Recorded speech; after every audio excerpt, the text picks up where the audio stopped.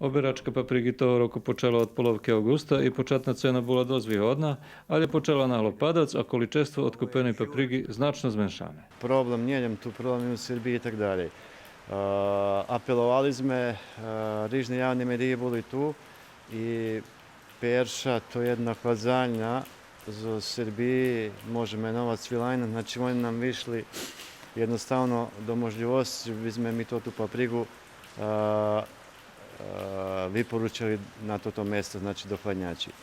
Tota hladzaljna nie może prežať väčšie količestva, ta problem s odkupom nerešený. Združenie še namáha nájsť i druhých odkupievačov, ale češko nájsť takých, ktorí tako vyplacujú. Ministar javno mne izvedovalo emisiji, čom združenje nie može napraviti odkup, hvala da še transformišeme do za drugog. Obecal jakših poljnejših uslovija za organizovanje i obecal, že prize do ruskog kerestura. Ja nie znam točni termin, ali verim, že prize z ohľadom, že sam potrebuje toto i hvala, že bi tot finalni produkt trebalo zakončiti z ochladzanjem, že bi še to trebalo prerobiti, že bi Srbija to trebala vyvezť. Minister za to rok nehodzem pomohnúc, a papriga po poľoch už počala hnic. Tá veľi paprigári preto i pre nižšiu cenu i veľké ukladania pre bakteriózy na koncu roka nebudú mať pozitívny saldo.